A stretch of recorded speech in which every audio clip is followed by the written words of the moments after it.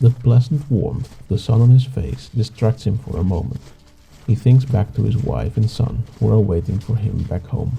But before he can drift off any further, the Spartan soldier is brought back to reality by his commander shouting orders. Summer has started, and with it a new campaigning season for the Spartan army. It has been a few decades since the Spartan victory over Messenia. Being victorious at the end of a long drawn-out conflict had made the Spartans more confident about their capabilities as a military power within the Peloponnesian Peninsula. It is now time to once again look beyond their own borders. The neighbouring city-state of Argos had grown in recent years. Sparta considered this to be a threat to their own plans regarding the surrounding lands. It is therefore that today the Spartan army is standing in front of the city of Hesai, which is situated near the border of the Argos region. At this moment in time, the Spartans had not yet reached the peak of their dominant militaristic lifestyle, as they would soon find out when they challenged Argos into a military conflict.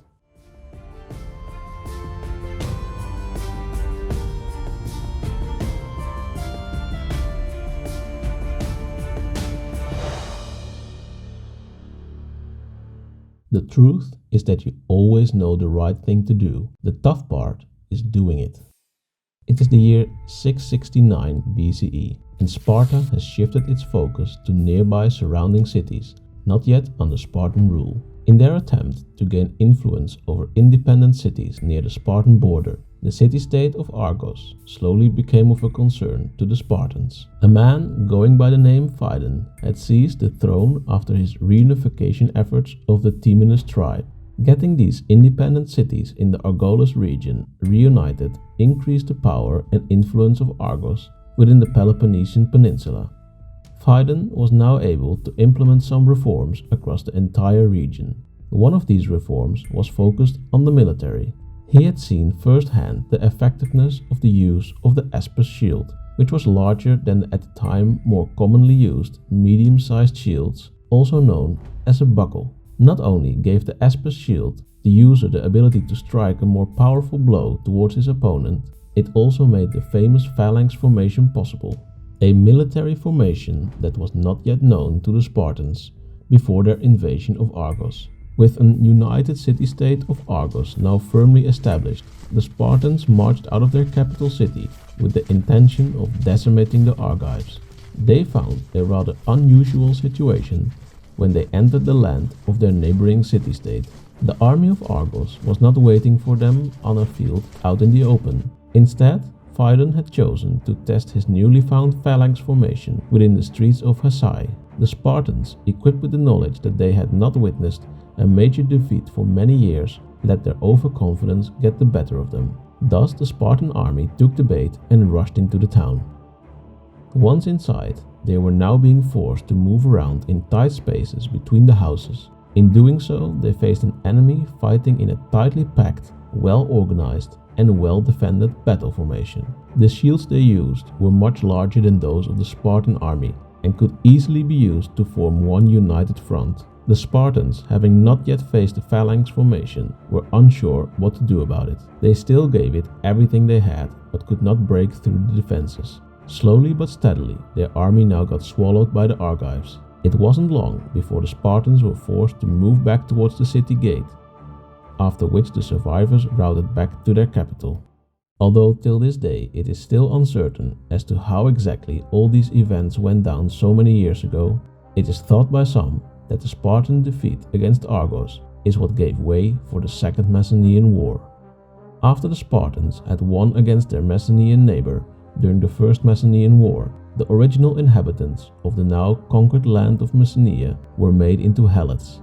As helots, they had to work the land they had once owned in order to feed the inhabitants of the previously overpopulated Spartan city-state of Laconia. Deep down, the Messenians still wished for independence, which is why they took the current military defeat of their occupier in Argos as a chance to revolt.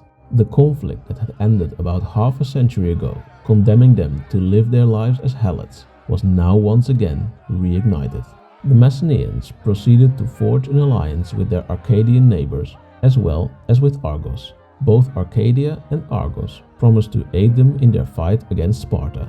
The Messenian army then moved to quickly capitalize on their enemy's current weakened state. They marched into Laconia even before their newfound allies could arrive. Here they met the Spartans in what would later be known as the Battle of Durrës. This was probably referring to a small hill where both armies met each other. Although previous encounters with the Spartan army had not gone well for the Messenians, this time things were different. With the Spartans considerably weaker after their previous defeat, the battle was constantly changing in favor of either side. However, with the losses stacking up, both armies decided to pull back before either one could claim victory. On the Messenian side, a man by the name of Aristomenes had fought so valiantly that he was made the new king of Messenia by his people. Legend has it that afterwards, as a way of intimidating the Spartans, Aristomenes managed to sneak into the city of Sparta. Subsequently, he was able to reach the temple in which the citizens of Sparta worshipped the goddess Athena.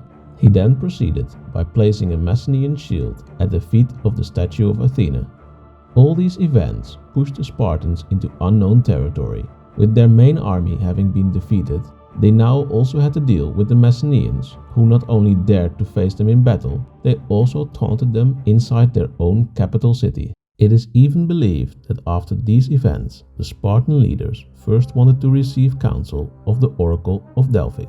Unclear as to what this counsel from the Oracle really contributed to the events that followed, it did show that the Spartans were searching desperately for a way out. Having learned of the Messenian newly found alliances, the Spartans in their desperation tried everything they could to turn the next inevitable battle in their favor.